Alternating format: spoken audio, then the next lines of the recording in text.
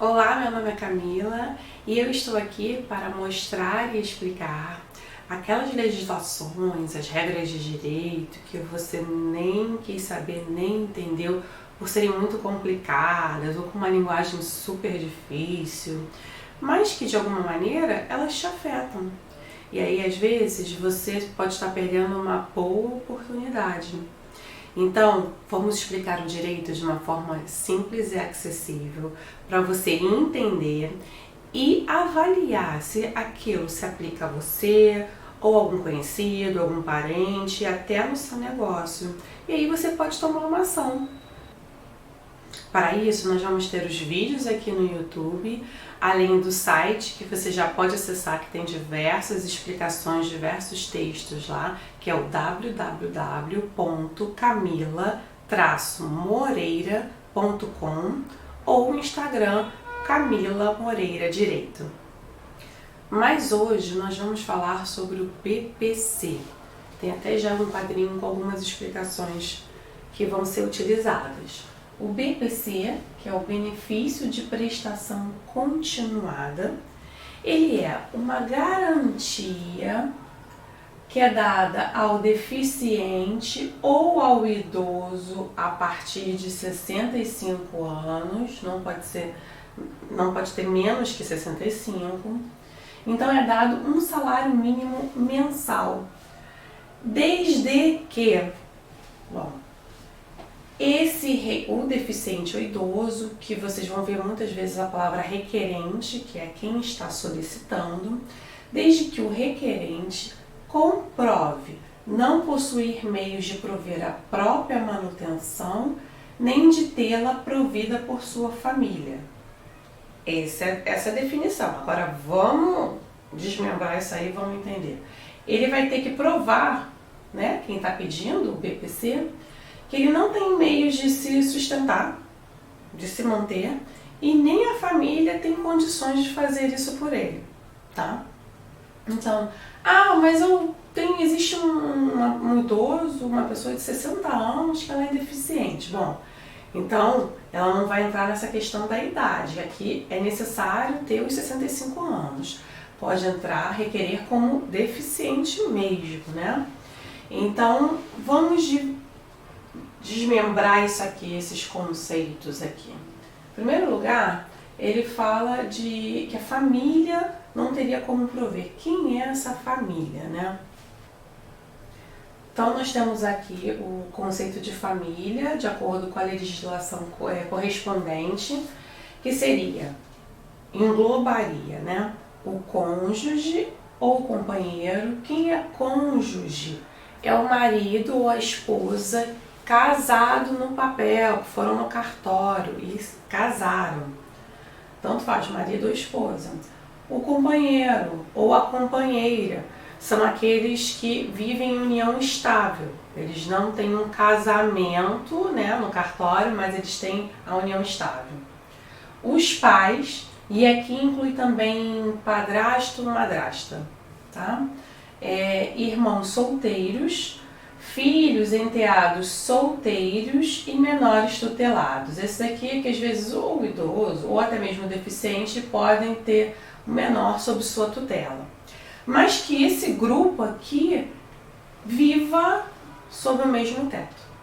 Então, quando você for comprovar que a família não tem condições, quem é essa família? É o grupo de pessoas desses aqui, né, que vivam sobre o mesmo teto. Então, mas o requerente, ele mora sozinha, uma idosa de 66 anos e tá sozinha no mundo. Acho que até talvez seja mais fácil, né, de comprovar, porque ela sozinha não vai, é só ela mesma que precisa comprovar. Ou às vezes pode ter um pai, uma madrasta, um irmão solteiro e um deficiente, né? Então esse vai ser um núcleo.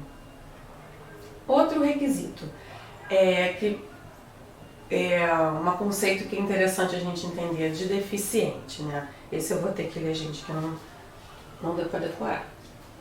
Mas o conceito de deficiente para vocês entenderem quem entra aqui, né? Nos termos da legislação, para que tenha direito ao benefício, é aquele que tem impedimento de longo prazo, então estamos falando de no mínimo 2 anos, né?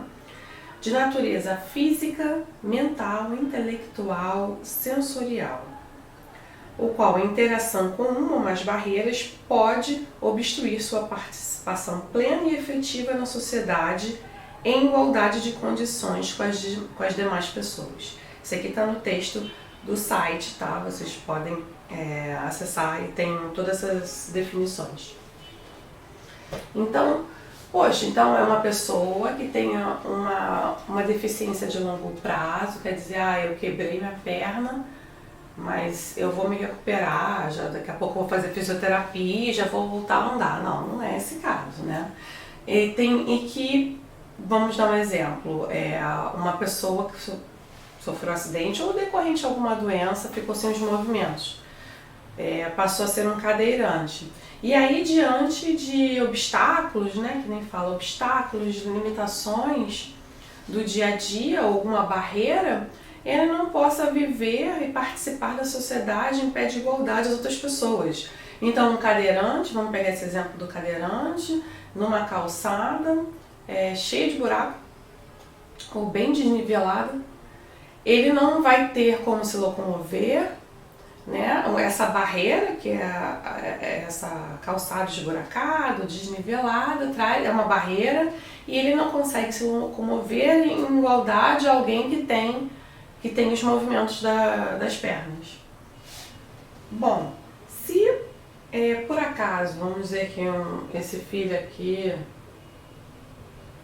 tem um filho aqui já de 15 anos, e ele seja um menor aprendiz, ele já é aprendiz, trabalha como aprendiz, né, que é possível a partir dos 14, e ganha uma bolsa. Esse valor que ele recebe como menor aprendiz não entra na contabilidade para fazer a renda bruta da família. Da mesma forma, se vamos dizer que existisse um outro filho, vamos dar as idades aqui, né? Esse filho aqui tivesse 6 anos e esse aqui está numa faculdade, está estagiando. Ele recebe a bolsa do estágio. A bolsa do estágio também não entra na contabilidade da renda bruta familiar, tá? Então, estágio, o que receber alguma pessoa da família por estágio ou por aprendizagem não entra na contabilidade, tá? Então, a definição de deficiente, essa definição vai ser utilizada até como uma questão da perícia, para validar se a pessoa realmente entra como deficiente nessa solicitação aqui, tá? E aí, ele vai ter que comprovar que não possui meios de se manter. E nem a família tem como mantê-lo. Como é que vai ser feito isso? Bom, existe um critério que é a renda mensal per capita. Renda mensal per capita inferior a 1/4 de salário mínimo. O que é isso, renda mensal per capita? É a renda mensal por cada pessoa daquele grupo familiar. Então, se o grupo é de uma pessoa, é a renda mensal daquela única pessoa. Se é um grupo de 2 pessoas, eu vou somar a renda de cada um e dividir por 2. Se é a renda mensal de 4 pessoas, eu vou somar de cada um, mesmo que seja 0 aqui, eu vou somar de cada um e dividir por 4. Então, é a renda mensal de cada um deles. Então, vamos fazer aqui um exemplo. A gente tem uma família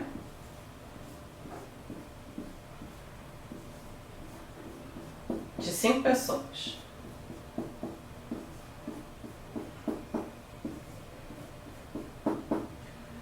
Vamos dizer que esse aqui seja a mãe, Não liguem para os meus traços, né? É só para ilustrar. Aqui seja o filho dessa mãe deficiente, vamos dizer que ele tenha 16 anos, né? Um outro filho não deficiente, vamos dizer que ele tenha 10 anos. E um outro filho, vamos dizer que tenha 6 anos. Só para um exemplo. E esse aqui vamos dizer que seja pai, padrasto. Porque as famílias hoje são uma variedade, a gente não pode só dizer que é pai e mãe. Então, para ilustrar aqui o que poderia acontecer. Ele é pai desses dois e padrasto do primeiro, né? Então, a gente tem o requerente, que é o deficiente, ele tem esse núcleo. 2 irmãos solteiros, pais, que inclui a mãe e o padrasto dele, tá? Então, vamos dizer que o padrasto trabalhe e ganhe um salário mínimo. O salário mínimo agora no ano de 2019 tá 998, né?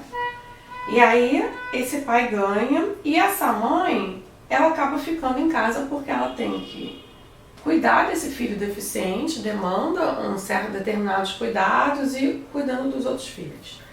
E aí a renda mensal per capita dessa família, como é que é? A gente vai pegar a renda bruta de todos os participantes dessa família, né? Que no caso são 1, 2, 3, 4, 5. Então, só o pai tem renda, a mãe não tem, nenhum dos outros filhos tem. A gente vai pegar essa renda e dividir por cada um. Então, a renda, primeiro a gente pega a renda total, soma. Esse é 0, 0, 0, 0 e esse aqui 998. Então, a renda bruta da família é 998. E a gente vai dividir por 5. Mas, lógico, essa conta eu já fiz, porque eu não tenho condições de fazer agora de cabeça, né? Então, esse valor vai dar, dividido por 5, você vê que também tem que saber um pouco de matemática, né? Então, é 199,60.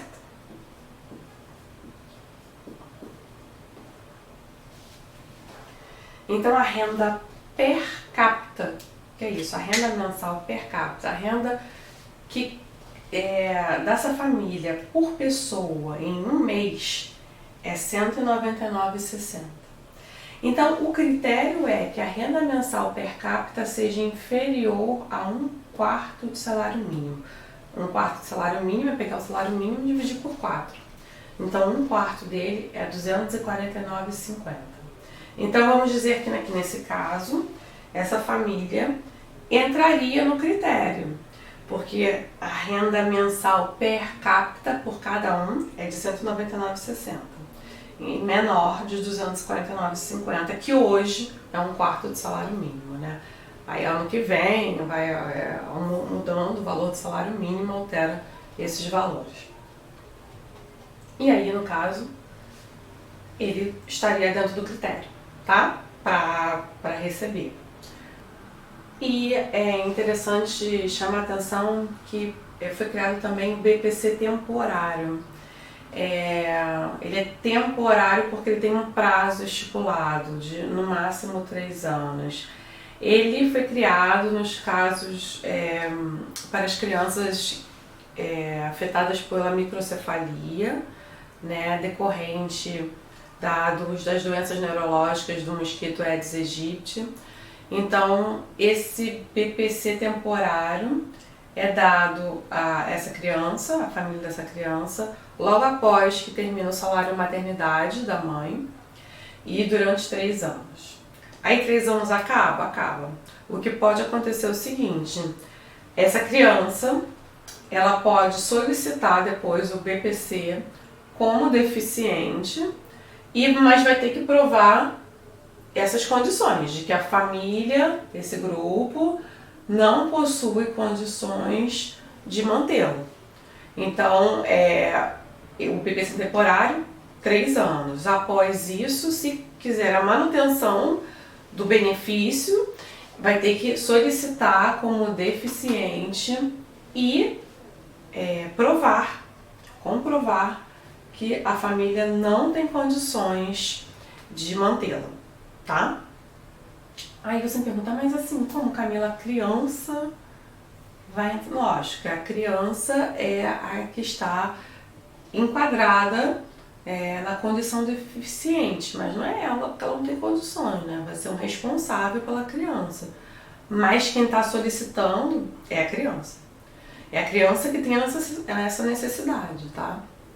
Então, sempre que um for um menor, é a criança que é o responsável, vai solicitar em nome da criança, tá? Mas quem precisa é a criança. E o que mais é preciso? Quanto aos requisitos, o requerente, que é quem está solicitando, né, precisa ter inscrição do CPF, está dentro do Cadastro Único, que é um programa social, a família precisa fazer essa inscrição no Cadastro Único. E esse ano, no início do ano de 2019 agora, foi introduzido esse novo requisito, né, que é a autorização do requerente para acesso aos seus dados bancários. Quem estiver solicitando, né, vai ter que dar acesso para que se tenha acesso aos seus dados bancários para ver se realmente é verdade aquela situação, não recebe algum outro benefício ou um salário e não esteja declarando, né? Bom, e a dúvida é o que vai acontecer com o BPC com essa reforma da Previdência? Ele vai ser afetado ou não? Bom, já sim, não, mais ou menos. Então vamos ver hoje, né? Falar sobre hoje a situação agora em agosto de 2019.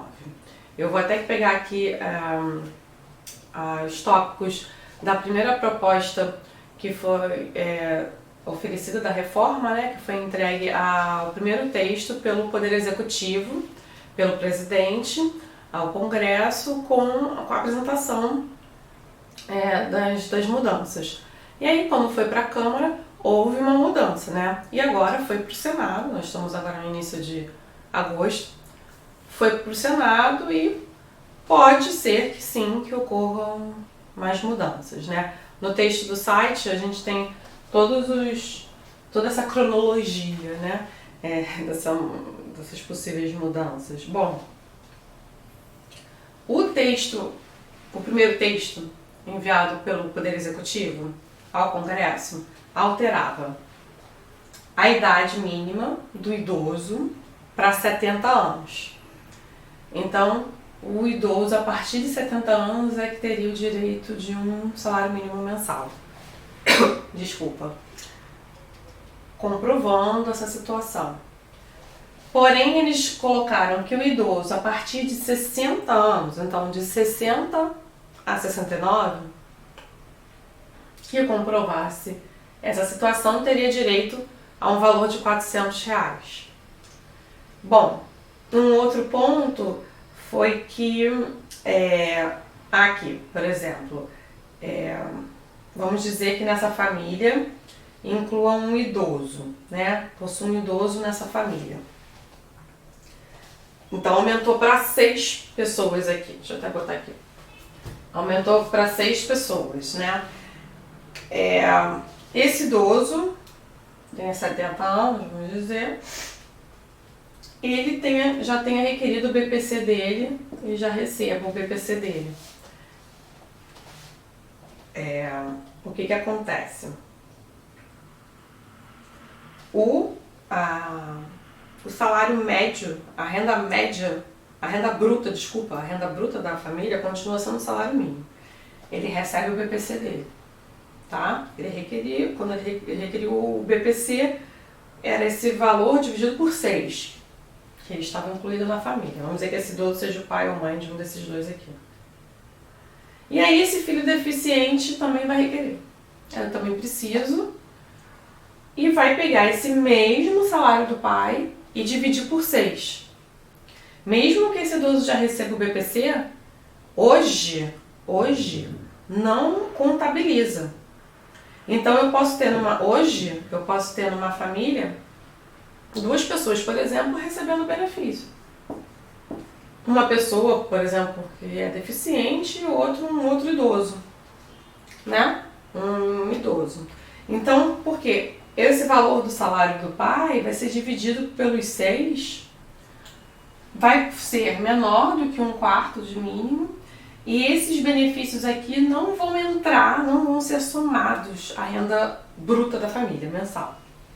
A proposta seria que contabilizasse o benefício para a renda mensal da família. Então, por exemplo, esse deficiente aqui iria solicitar, esse benefício desse idoso iria contar para a renda mensal bruta da família.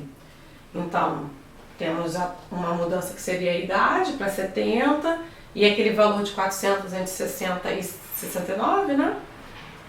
E a contabilidade de um benefício que já existe num grupo familiar para a renda bruta familiar mensal. Um outro ponto também que foi solicitado a mudar foi um valor mínimo da propriedade. Hoje não existe, quando se solicita, saber se essa propriedade, esse idoso, por exemplo, mora numa casa própria com toda essa família e essa casa é avaliada em X, não conta. Então, uma das propostas de mudança seria esse requisito, que o valor da propriedade do requerente, de quem está solicitando, não pudesse ultrapassar R$98 mil. Então, teria que ser feita uma avaliação dessa propriedade, caso fosse própria, né? E ela não poderia superar R$98 mil. Essas foram as 3 propostas enviadas ao Congresso pelo Executivo. E aí vocês sabem, eles enviaram as propostas, chegou no Congresso.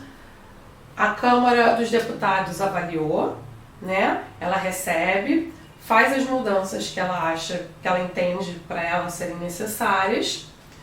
E aí o relator na Câmara, que é o deputado Samuel Moreira, se não me engano, ele retirou esses 3 pontos, né, que alterariam, mas ele enviou, que agora foi para o Senado, né? Estamos aqui em agosto, foi para o Senado. Ele enviou com uma questão de que se coloque na Constituição esse critério de renda mensal per capita inferior a 1/4 de salário mínimo. Seria colocado na Constituição. Bom, isso é um critério que vai fechar, vai deixar mais restrito, né, a solicitação. Agora, o porquê disso, né? Hoje, para vocês entenderem o motivo que eles estão fazendo isso, há uma causa e efeito, né? Hoje, por exemplo, vamos até pagar esse idoso aqui, que essa família aqui, né, tem esse salário do pai, mas o deficiente receba o BPC. Mas, mesmo tirando os custos de vida, de contas, às vezes até moradia, de alimentação, de transporte, de vestuário, em diversas, não vamos nem aqui entrar já nesse caso de lazer, né, porque realmente esses valores não ficam complicados, mas vamos dizer que esse deficiente tem um custo, ele tem um custo porque ele tem necessidades específicas. Ele precisa, às vezes, de medicações específicas, materiais específicos ou algum tratamento especial. E esse valor aqui não cobre, realmente não dá para ele viver bem. E vamos dizer que essa mãe, diante dessa situação, consiga um emprego de meio período. Ela vai trabalhar por tempo parcial, ou agora no o contrato de intermitente, né? E consiga um trabalho de meio período, que ela pode receber menos do que o mínimo, e gere uma renda de R$ 500 a ela, para trazer uma situação, um alívio, né? Uma situação um pouco melhor. O que acontece? Quando essa mãe arranja, esse aqui é um exemplo, gente, tá? De R$ 500, a renda mensal bruta da família passa para 1.498. Porque eu vou somar esse com esse, eu não vou somar o BPC, eu somo esse com esse. E aí, se eu for dividir essa nova renda e eu for dividir por 5, eu vou obter um valor de 299,60. Essa conta já foi feita, lógico, não deu para fazer de cabeça, né? Já fiz essa conta antes. Então, o que acontece? Eles superam esse critério de renda mensal per capita inferior a 1/4 salário mínimo, que hoje, né, é R$ 249,50 e R$ 299,60, supera. Aí, esse filho deficiente perderia o direito de ter o benefício, o BPC. Mas você veja, se ele perder o benefício, acaba que a família volta a ter uma renda até menor do que tinha antes, quando a mãe não trabalhava, porque um salário mínimo com mínimo é uma renda maior do que um mínimo com R$ 500, né? Mas, de acordo com esse critério, não tem direito. A família, o beneficiário, que o requerente, ele perde o direito. E aí o que acontecia? A situação até piorava da família. Muitas famílias, muitas pessoas recorriam ao judiciário. E no judiciário elas comprovavam que, mesmo com esse valor, ou até um aumento na renda da família, a situação da família continuava de miserabilidade. Esse aumento, às vezes, da renda bruta não era uma melhora significativa, era uma sobrevida um pouco maior, né? Era só para sobreviver mesmo. E várias decisões do judiciário eram de que o benefício voltasse a ser prestado ao requerente, né? A pessoa que teve o seu benefício retirado. E aí, então, o objetivo de colocar isso na Constituição desculpa, é inclusive frear essas decisões do judiciário, porque aí tem um critério. E esse critério tem que ser obedecido, independentemente se a pessoa arrumar um emprego, aumentar a renda da família, e mesmo assim ela continua numa situação precária, né? Então, a partir do momento que é colocado, que é estabelecido isso na Constituição, não tem como uma decisão ser contrária a esse critério. Então, é uma forma de realmente frear encerrar, né? Acabar com essas decisões, que nesses casos essas famílias recorram ao judiciário ou os beneficiários desse benefício assistencial, né? Bom, então aqui foi deu uma passada bem nos pontos principais do BPC, lembrando que no site tem ainda algumas mais informações detalhadas que não deu tempo de passar aqui. Você pode acessar, www.camila-moreira.com, tá? Até o próximo vídeo.